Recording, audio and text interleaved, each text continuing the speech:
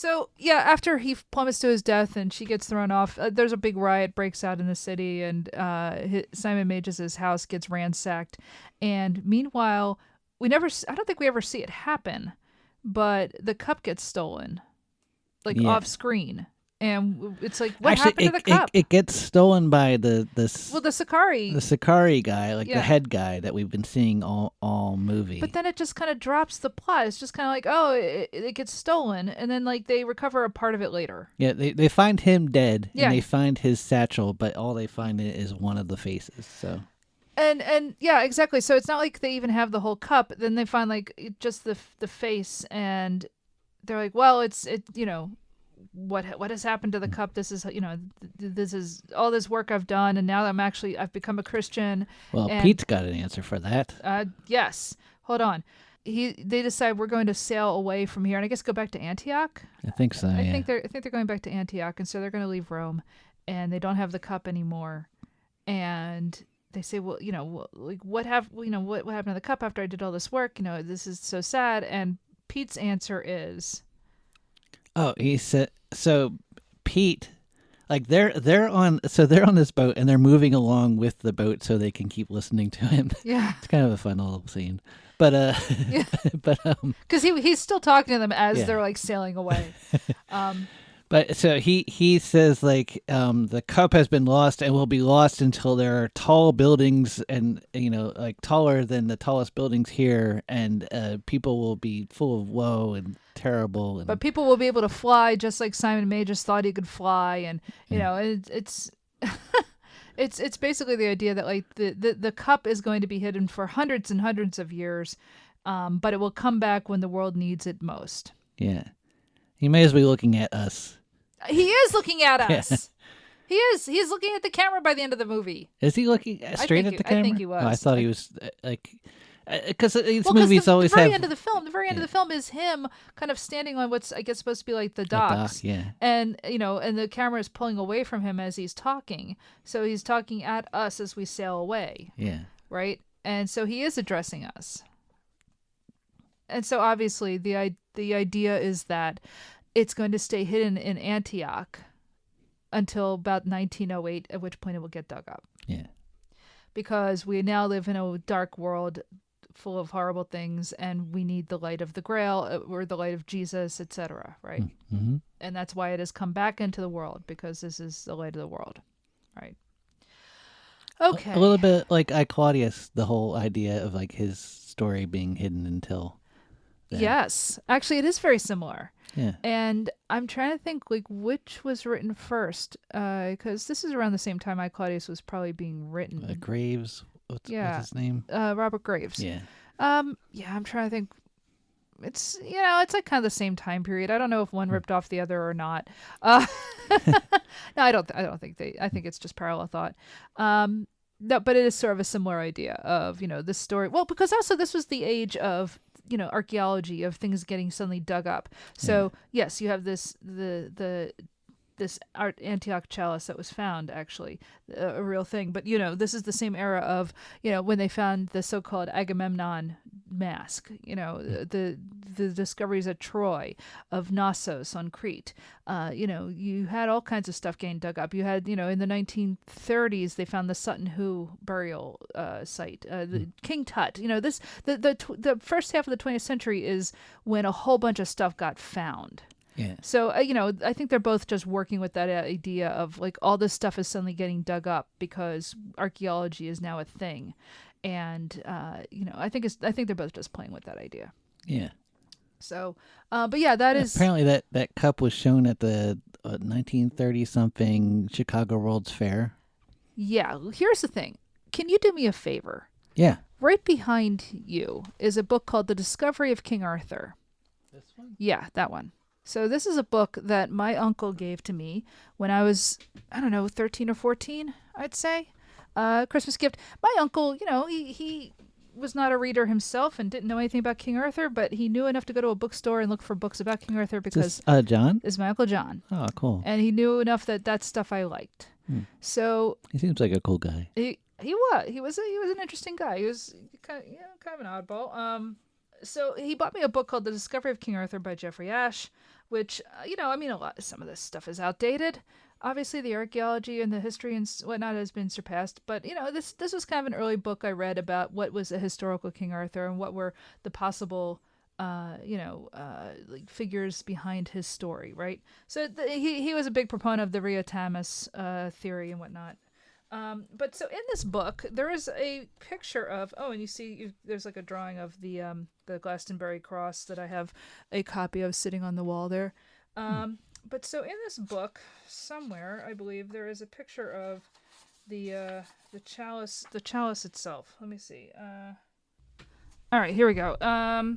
Facing page 59, we have a picture of the Antioch chalice. And so what Jeffrey, what's his name? Jeffrey Ashe writes, he writes about the Arthurian Grail myth, which he says seems to combine a Crusaders' society's fascination with holy relics and preceding Celtic lore about pagan sacred vessels. Two cups, one pagan and the other Christian, date within a century of Arthur's time. So the one image is of the Antioch chalice, first believed to date from the 1st century after Christ's Last Supper and now regarded as contemporary with Arthurian Britain. Even then, I'm not entirely sure exactly what year this thing was made, but you can see what it looks like in here, and the film does a pretty good job of imitating, kind of what it looks like, right? Yeah. So I saw this in a book when I was like 13, 14, and I just saw that it was at the Metropolitan Museum of Art Cloisters collection. So I said, "Your quest begins." My quest begins. All right. So as far as I knew, the Chalice of Antioch was a chalice identified with the Holy Grail, and it was at the Cloisters. Now, I knew the Cloisters was a museum in New York City, and that it was like this big, medieval collection of stuff. And I thought, oh, cool.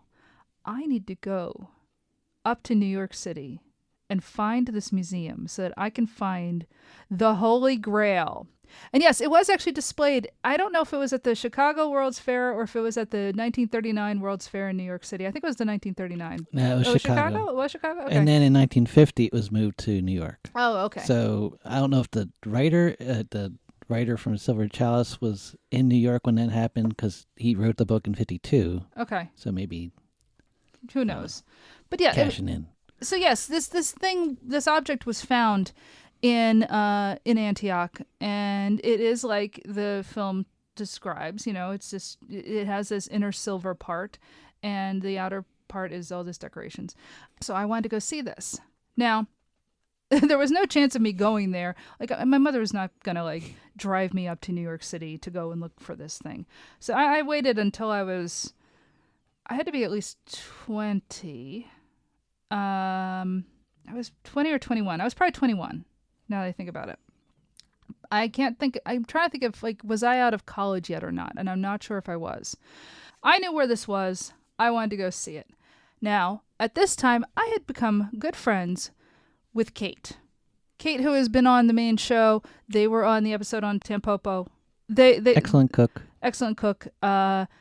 Fascinating person. They have been friends of ours for a very long time. So I'm going back to around the time I was 20. I met them at a party in 1999, and we have been friends ever since. You've had a lot of adventures together. Yes, we have. And this particular adventure was a trip to New York.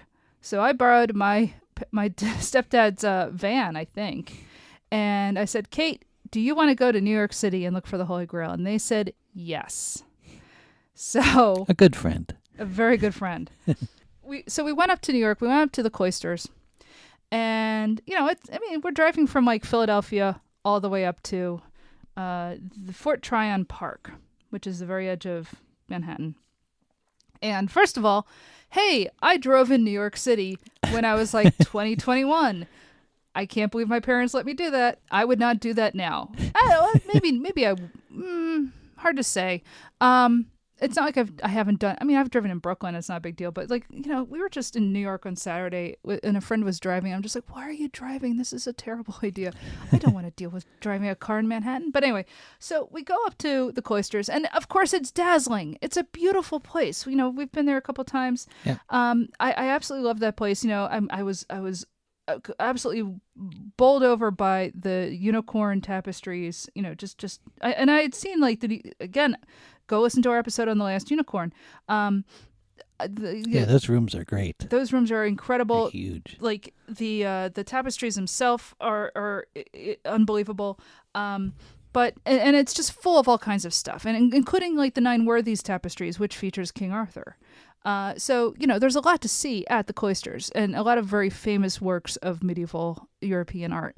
But so we spend like a good chunk of the day wandering around, and like, where the hell is this thing going to be? Because like I'm looking everywhere in the cloisters, like and first of all, I at the time did not know that sometimes museums they'll have things in collections but they're not on display. And so like I just walk around the whole museum, and we're looking around, I'm like, I can't find it. Where is this thing? And so eventually I don't know if it was Kate decided that they would just go and ask somebody, like go to an information desk or whatever, but eventually we kind of gave up and just went to somebody and said, look, we're looking for this thing, the Antioch Chalice. Where is it? And the person said, oh, that's not here anymore. You have to go down to the Met. Oh, no.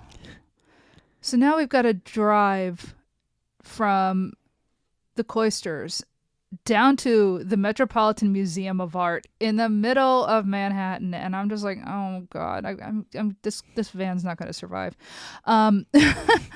because I'm in like, I know the city, but I don't know the city, and I'm not familiar. I'm driving a big old van, and somehow I do it. It's I drive there, and we get there. Did you wear those yellow sunglasses? I did not wear his yellow aviator sunglasses. But so we get there, and we run in, and again I'm like looking around. I go into like I look for what would be the appropriate place for it, and it's like, oh, like kind of Roman artifacts and whatnot. Like, okay, let's just go to that part of the museum and try to find this thing, because like it's getting late in the day. Actually, the museum is going to close soon. It's heading for 5:00, and like the two of us are like running around like, where is this goddamn cup? Where's the Holy Grail? Damn it, where's the Holy Grail? And like I'm looking around, I'm like, finally, this elderly man, he's like a docent or whatever, this elderly guy, he's just like, what are you looking for? And I go, okay, look, this is going to sound crazy, but I'm looking for this thing called the Chalice of Antioch, and, I don't know where it is. And he kind of looks at it and he says, are you looking for that thing that's the Holy Grail? Yeah. And he was the knight from Indiana Jones and the Last Crusade. He was not. But and he looks and says, that thing's in storage. What? Yeah, that thing's not even a cup. It's an oil lamp. It's next to the. It's a what? Next to the Ark of the Covenant. I mean, it may as well have been. In a box. But first of all, it's not there, and it's not even a grail. It's not even a cup. It turns out the Chalice of Antioch is an oil lamp, not a cup. Nobody drank from this thing. You would not drink from an oil lamp. I mean, ew. No. Oh, man. So like, crushed. Absolutely crushed. Like, I came all this way. I came 100 miles. I spent an entire day. I drove my parents' van. Like, this is a lot when you're a pampered 21-year-old. And the thing is, like, by this time I had been to Glastonbury. I had been overseas, overseas. I had been to the UK. I'd kind of gone looking for stuff already, right? So I had been to Glastonbury tour, and I had been to the Chalice one. I'd been to all this other stuff. But, like, obviously they don't have the Grail there either that I could get a hold of. So I was like, well, maybe I can find it in New York. And I couldn't. And it turns out it's not even a Grail. It eluded my grasp once again. To be fair... Junior, let it go. Yeah. I mean, that is kind of how Grail quests go, right? Yeah. Obviously, I'm not. The more you want it, the less you'll get it. I'm not a Grail knight.